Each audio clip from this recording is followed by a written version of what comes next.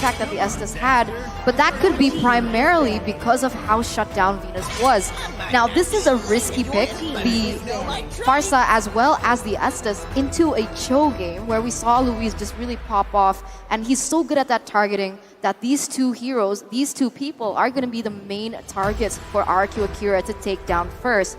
But now, coming into the second phase of the drafts, we can see that the Claude is going to be the choice of ban for Blacklist. They want to eliminate the AoE presence and that damage to go into that backside. Yes, AoE. And from RRQ Akira, they want to start limiting Wise's hero. The Barrett's gone. I couldn't agree with you more. I think the AoE damage is just a little bit too much with not only the Claude, but also the Xavier on the field. So Blacklist showing some respect to some of those picks. Now, I'm wondering what this last ban is going to be from them. They did not go for the Basha, so that is still open. They decide to ban out the Ling. I got a feeling we may see the Fairmaze ban here, because even though they beat it, it was still a problem, and now they don't have as much AoE damage. So that could be a possible ban from them. Man, I'm wondering too, like with the last ban here from RRQ Akira, what they want to play in the jungle here, because, you know, options for, at least from what we've seen from King, is do they want to lean towards the more bursty, even assassin jungle that we've seen here? Do we possibly see another Leomord? Or who else is left open? Hayabusa, that's picked a lot here. But honestly, I think you're better off picking something more along the lines of utility. But there you go, Oheb going to be locked in here, or Beatrix going to be locked in here for That is Oheb. actually I'm so Oheb. used to seeing, no, you're right. That's yeah, he is literally the human Beatrix. Yep. You're right. Locks it in. That's That was the same issue, remember, at MSC? The Cho, Kufra, and Chakno. Yes. But yeah, the Beatrix is going to be picked up for Oheb, and I was wondering, right, seeing as RRQ Akira, they're relying heavily on the Xavier in the backline, would it be crazy for Blacklist to pick up a Yuzong in the jungle for Wise?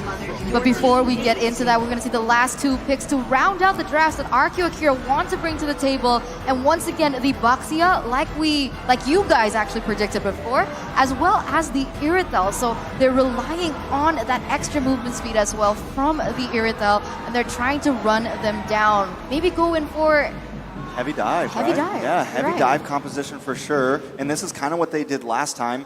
He's going to rely heavily on Luis getting some of these picks and on Takashi disrupting that back line. The only problem I'm worried about is Oheb up against Gusta Lagusta here. Personally, I am just not the biggest Irithil fan. I like it against the 1-1. Even then, 1-1 can sometimes get the advantage.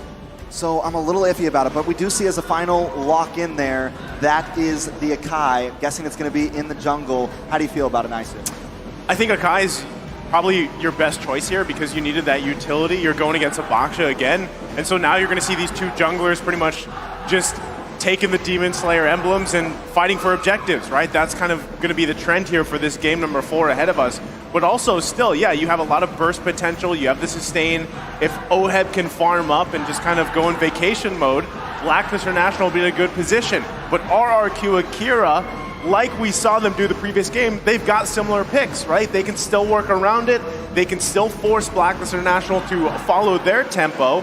And still, this is going back. How does Luis start these fights up? I don't know. We will see, because we are jumping into Game 4 in the Land of Dawn. Once again, this is Blacklist International going up against RRQ Akira in a best-of-5 series. Will RRQ bring us to a Game 5? Remember, match point here for Blacklist. If they're gonna get this game, if they can take this game, they're gonna continue their journey, but Luis might not continue his. Oh, there's the first blood here for Oh My Venus. Luis, you know, just taking too many hits this early on. That's not how you want to start it up. So now King gonna be the focus here. They get the stun. He's in a bad position. You don't want to go down here. Not like this. Haji grabbing a kill. And already off to a strong start here for Blacklist International. That is definitely huge and very troublesome for RRQ Brazil. Already 2 members down. Not only Luis, one of your prime roamers, but also your jungler. Ooh, 2-0 start, looking quite shaky. And Blacklist has been able to get this even before level 4. And this is the one thing that we mentioned about Haji on the Farsa. She's going to have so much damage even without that Feather Airstrike. And the fact that she's able to have that mini stun when she can combo out her skills, it's enough for them to use that type of utility to take these really aggressive roamers from RRQ Brazil down. I mean, not only that too, but grabbing an early kill like this, always kind of what we see from these mid lane mages running the mystery shop.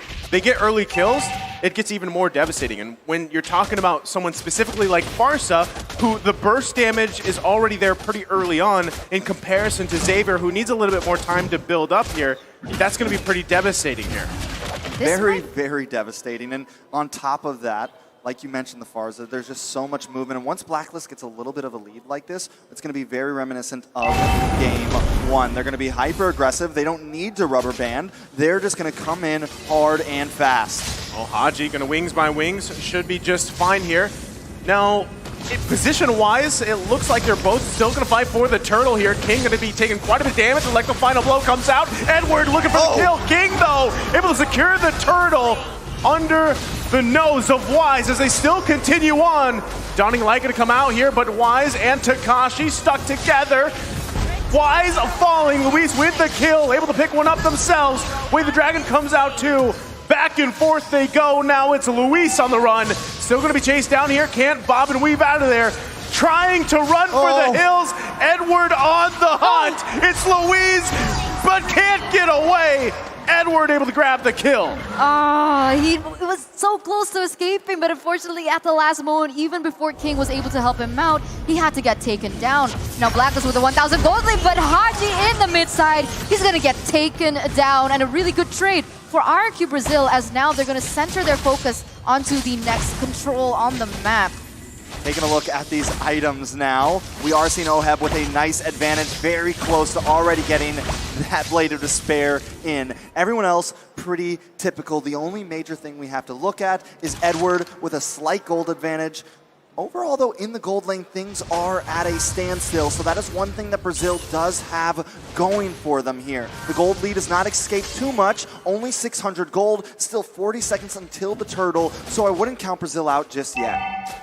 Well, as you saw, Clock of Destiny now being picked up here by Saigon. He's going to try to catch up here with Haji a little bit, but still the focus on the bottom side. Going to make Gusa Lagusa do some work here, trying to bob and weave, avoiding those airstrikes, and still just going to get poked down a little bit, but look at the patience here. King and Louise waiting around, waiting for an initiation, as well as Wise. He's going to be walking in here in just a second, going to spot out King, and not sure if they want to commit onto it just yet. A lot of focus on these two gold laners by both teams as we find ourselves in a standstill. And even Saigon coming here from the backside for now. What I do notice is that BLACKLIST, they need to be careful because they don't exactly have a strong initiator, whereas RRQ, they have Louise, but once again, Feather Airstrike gonna be popped off just to deal a little bit more damage, to have a little bit more clear, as well as to zone the members of RRQ Brazil away, but was it too quick? Well, they know they don't have the feathered airstrike here. Going to be working on the turtle. Wise trying to go in. Heavy spin comes out. It's King again, securing the turtle under Wise. And now it's Oh My Venus going to be trapped here. OHEB there to back up Oh My Venus. Not going to commit though. They're still going to be chasing down Takashi. Could be in trouble. Gets out. Flicker from Saigon. Here comes Edward. Electo final blow, but he's going to get kicked by the way of the dragon. They find King, punishing him down. Make it 2.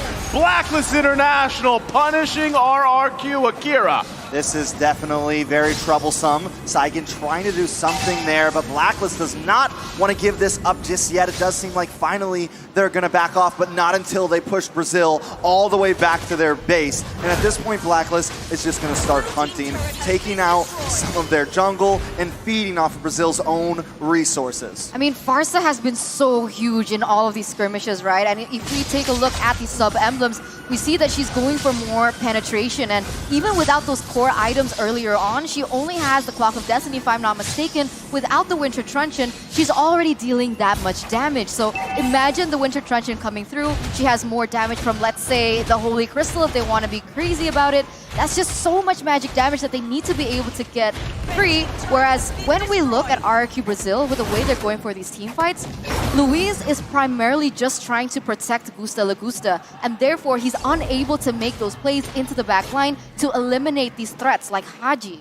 Yeah, I mean, I wouldn't completely count anyone out just yet. With Saigon not having any deaths, he wasn't too far behind Haji in terms of gold. He has also locked in the Clock of Destiny. Once he gets that Winter Truncheon, there may be some plays to happen. There was the burst right there. They got to respect it. Luis The bob and weave out of there, the feathered airstrike committed as well. You can already see though, like some of the damage, especially from Gusta Lagusa, is building up here. Once he gets that Berserker's Fury, if he doesn't have it yet, it will be there. And then again, Electro Flash with that sprint is crucial here on the Irithyll pick.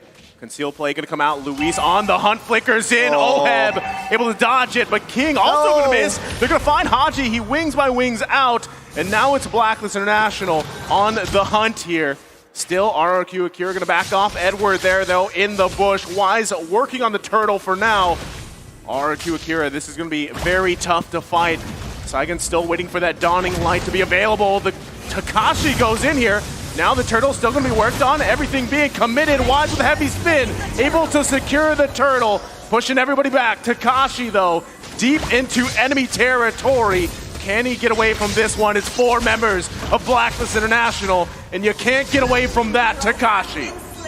Definitely cannot get away with that. The thunder has been quelled as BLACKLIST rolls forward on this match. I gotta say right now, it is definitely an intense game 4. The only thing that Brazil has going for them, and I was about to say it, but now it's not true, was they were even in towers. But at this point, BLACKLIST is coming in strong. Luis, Luis, that is a misstep on his part, as that was 3 members. Now King trying to come up with a cutoff here, but still gonna be the same situation. There's just too much sustain, not enough damage from Saigon just yet. 5,000 gold lead for BLACKLIST here in the 8th minute, and they're trying to push the tempo even worse. And here you go, Takashi. He's gonna get pinned. Gets pinned down, heavy spin, able to pick up another kill here, and BLACKLIST International furthering their lead in this game 4. It's so difficult, right? Because so far, like I've mentioned before, I do realize that BLACKLIST, they don't have a hard initiator. So they are relying heavily on Haji for these initiates. And it's working so well. And for the moment, and for the most part, RRQ Brazil, they haven't been able to even build that magic resist. We do see the cloak coming through for Luis, but it hasn't reached that point. Okay, there you go. The Athena shield finally being built, and he's the only person who can try and negate that much damage coming in from BLACKLIST. And the fact that he's only built it here in the 8th minute, 9th minute, it's no concern that BLACKLIST has been able to dominate this much already early on. Yeah, and I mean, the big problem is the fact that he's just getting to hold on a second. Okay, Wise though, gonna use the heavy spin. Luis gonna get locked down here. Gonna be a kill going over to Oheb as they find one from RRQ Akira. They're still going around though. Wise gotta be careful. They're gonna back off. Feathered airstrike to follow up, forcing out everything. And RRQ Akira now down 1 member. Lord in the taking for BLACKLIST International. That is definitely bad. And before the downfall of Brazil interrupted me, what I was going to say was, the fact that they're just getting defense against Haji is definitely troublesome, because now, as we're into the 10-minute mark, we have Oheb to worry about, who has gotten a lot of items, and now King in trouble. Yeah, there's no way you can get out of there. King was trying to get the opportunity to go for that retry still if he could. I mean, that happened, you know, we saw that happen to the Turtles, but by this point, BLACKLIST International are not going to let that happen. Definitely not going to have to let that happen. But Brazil wants to keep on fighting. They find Edward there. Oh, Edward, you can't escape that one. Gusta Lagusa able to pick up a kill. Feathered airstrike coming down. He's going to sprint out of there. Now Wise committing the heavy spin, looking for a cutoff. Finds Gusta Lagusa. One hit away, going to be able to survive. And now it's King going in. Wise could be in trouble here, but the damage from Oheb is too much. Takashi now going to be out of position. Has to flicker out. Still chased to the base. And just another hit away. Oheb just showing those guns and now focusing on the tier 2. Lord already marching down there in the top side as BLACKLIST, even though they lost a member there, they are going to be able to still put that pressure in the mid as they're looking for more. Inhibitor turrets not taken down just yet, so for the moment, RRQ Brazil, they're still staying relevant in the game, although they are losing at 7,000 gold deficit. It seems like BLACKLIST have not found the means to be able to really penetrate through. You know, Takashi right now is literally hanging on for dear life with his team. I mean, literally hanging on to every member of BLACKLIST, trying to just buy Brazil some time right now. Every time he goes in that back line, he is surviving a little bit longer. We saw him get caught up one time, but now, hold on. Oh, no! Coming down, look at the burst damage. Oh, Oheb picking up a God. kill. King gonna be out of position a little bit here. He was waiting for the moment that they could find anything. Gusa Lagusa, is he gonna be stopped? He's able to survive a little bit longer. Still RRQ Akira trying to hold on, but again, Oheb has the damage. 6-0-2 on that iconic hero of his, and they might be pressing the situation even further. Focusing on the top side, gonna go ahead and grab this inhibitor turret. King now finally back in the base here. Edward grabbed that bottom. They're holding on for dear life. Feathered airstrike gonna be committed, and it's another one. Oheb able to secure another kill, pushing them back further. Wise cutting off Gusa Lagusta. Edward on the follow-up, but should be able to get away here. Base no. almost fully explodes. The flicker comes in. Can they still follow up? Gusa Lagusta still on the run. Where can he go?